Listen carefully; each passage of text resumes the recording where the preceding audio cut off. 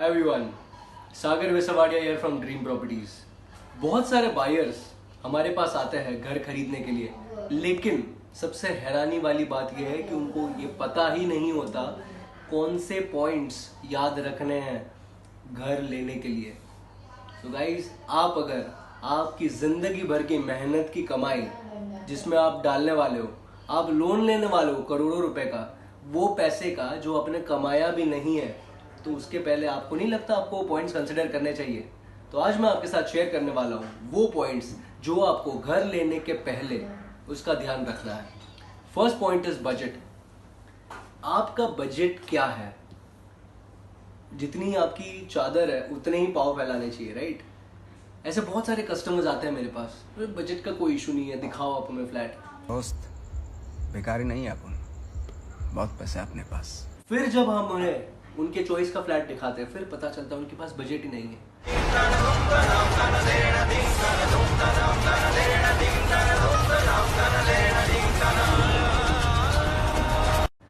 Budget कैसे आप decide करोगे?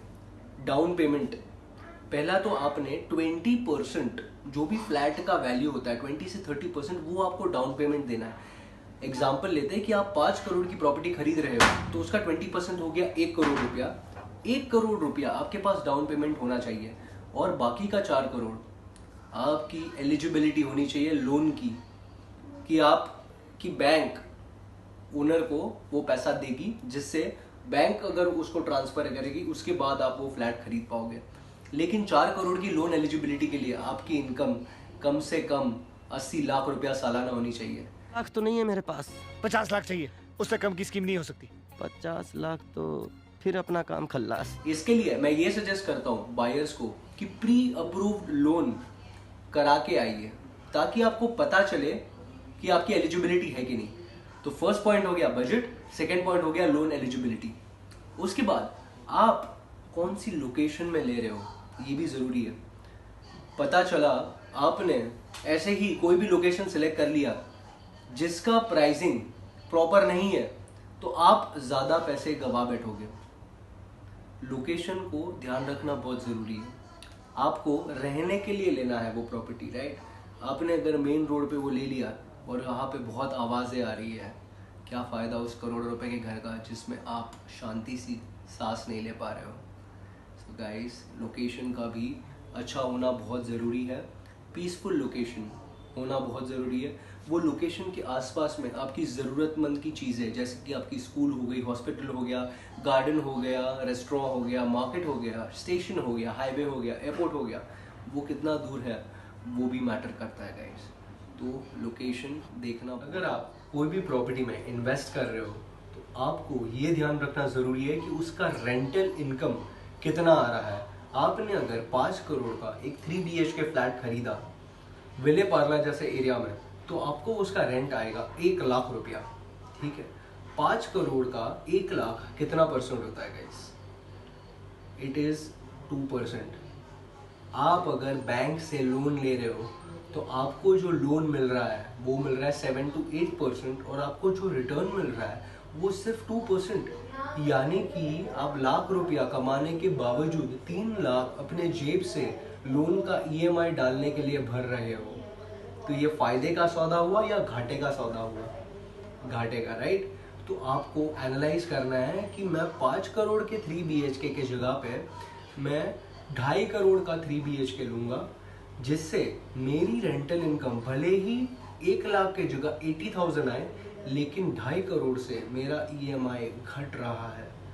यानी कि मुझे कम से कम 4% तो मिलेगा। यानी कि बैंक को मैं को सिर्फ अपने जेब से 3% देना है। और अगर मुझे पैसे ज़्यादा कमाना है तो मुझे कमर्शियल प्रॉपर्टी में इन्वेस्ट करना है, जिसका रेंटल इनकम 6 to 7% रहता है। यानी कि जितना आप लोन बैंक को दे रहे हो, अप्रॉक्सीमेटली 8 या 9%, उसमें से कम 6-7% निकल गया आपका। यानी कि सिर्फ आपको 2% अपना एक्स्ट्रा अपने जेब से देना है, राइट? और कोई कमर्शियल प्रॉपर्टीज में 8% भी निकलता है।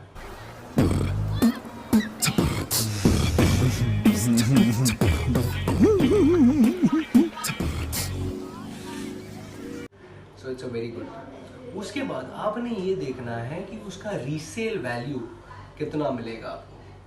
आज आप जो कोई भी प्रॉपर्टी में पैसा डाल रहे हो, 2 साल बाद जब वो रेडी हो जाएगी प्रॉपर्टी, उसके बाद उसका वैल्यू क्या रहेगा, उसके अगले 5-10 साल बाद उसका वैल्यू क्या रहेगा। देखिए कि उधर कोई फ्यूचर डेवलपमेंट्स आने वाली, उधर कोई एयरपोर्ट आने वाला है, उधर कोई मेट्रो स्टेशन आने वाला है, क्योंकि ऐसी जब कोई चीज़ें आती है तब वो लोकेशन का प्राइसिंग, रीसेल वैल्यू बहुत बढ़ जाता है। ऐसे कितने सारे लोग मैंने देखे मेरे आंखों के सामने जिन्होंने अपनी प्रॉपर्टी खरीदी है, उसके 3 साल में वो पैसा double on the resale value of the property. बहुत सारी प्रॉपर्टीज आप देखोगे तो आपको पता चलेगा कि उसका रीसेल वैल्यू कितना आ रहा है। आप अगर खुद रहने के लिए घर देख रहे हो तो वो फर्स्ट होम कैटेगरी में आ जाता है। आप अगर इन्वेस्टमेंट के लिए देख रहे हो तो वो सेकंड होम कैटेगरी में आ जाता है।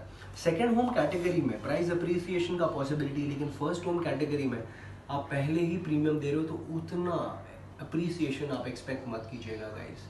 तो आप ध्यान दीजिएगा रीसेल वैल्यू के ऊपर। उसके बाद पॉइंट आता है कि extra cost.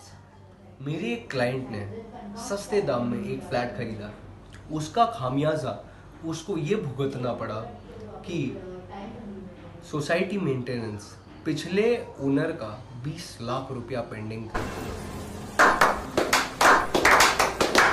Welcome to the Society of Uncompromising Men. अगर वो पहले से ही सोसाइटी के सेक्रेटरी से रिसर्च कर लेते कि इसका कितना आउटस्टैंडिंग ड्यूज है और सोसाइटी से एनओसी ले लेते कि हम ये प्रॉपर्टी परचेज कर सकते हैं, इसका कोई भी ड्यूज बाकी नहीं है, तो इनका कितना फ़ायदा हो जाता, तो 20 लाख रुपए बच जाते। लेकिन आज उनको वो 20 लाख रुपए देने पड़े बिकॉज उसके अलावा सोसाइटी उसका नाम ट्रांसफ़र नहीं कर रही थी और सोसाइटी के शेयर सर्टिफिकेट पे नाम ट्रांसफ़र होना बहुत ज़रूरी है। उसके बाद गाइस स्टैम्प ड्यूटी रजिस्ट्रेशन, हर लोकेशन में स्टैम्प ड्यूटी और रजिस्ट्रेशन रेडी रेकनर वैल्यू के हिसाब से होता है। जो आपका CTS नंबर में नंबर लिखा रहता है उस हिसाब से फाइंड आउट किया जाता है। और यूजुअली विले पार्ला जैसे एरिया में और मुंबई एरिया में 5% स्टैम्प ड्यूटी रजिस्ट्रेशन लगता है। और अगर if a woman is buying a property then उसके लिए 4% लगता है, 1% discount for being a woman. लेकिन पूरा फ्लैट सिर्फ वुमन के नाम पे होना चाहिए तो ही आपको बेनिफिट मिलेगा, नहीं तो ये बेनिफिट आपको नहीं मिलेगा। So focus on stamp duty and registration. Extra charges आपको कार पार्किंग का एक्स्ट्रा 10 लाख रुपये आप देना है या नहीं देना है, ये भी नोट डाउन कीजिए बिकॉज 10 लाख एक बड़ा अमाउंट रहता है। उसके अलावा आपके कौन से एक्स्ट्रा कॉस्ट है जो इनकर होने वाले हैं। आपको मेंटेनेंस, सोसाइटी का मेंटेनेंस कितना है वो भी मैटर करता है। आज मेरे 2 क्लाइंट ने फ्लैट खरीदा, एक ने फ्लैट खरीदा 10 करोड़ का और दूसरे ने भी फ्लैट खरीदा 10 करोड़ का, लेकिन एक क्लाइंट का मेंटेनेंस आता है सिर्फ 20,000 रुपया और दूसरे क्लाइंट का मेंटेनेंस आता है 80,000 रुपया। गाइस 80,000 रुपया यानी कि सालाना 10 लाख रुपया होता है। अगर वो पहले ही चेक कर लेते कि इसका मेंटेनेंस इतना ज़्यादा है, नो डाउट सर्विसेज भी वैसी है, लेकिन अगर उनको पहले ही चेक कर लेते कि उनका मेंटेनेंस इतना ज़्यादा है तो उनका सालाना 10 लाख में से कम 7-8 लाख रुपया तो बच जाता। तो आपको ये भी चेक करना है कि उसका मेंटेनेंस कितना है गाइस। सो गाइस आशा करता हूँ आपको ये सारे पॉइंट्स पसंद आए होंगे। ये सारे पॉइंट्स कंसिडर कीजिएगा, ध्यान रखिएगा ये बातों का फ्लैट खरीदने से पहले। और अगर कोई भी और जानकारी प्राप्त करनी हो तो फॉलो कीजिए ड्रीम प्रॉपर्टीज को इंस्टाग्राम, फेसबुक, यूट्यूब पे ऐसे टिप्स जानने के लिए, या हमें आप कॉल कर सकते हो 808-2121-214 पे, या हमारी वेबसाइट विजिट कर सकते हो www.dreamhouseproperties.in। See you guys.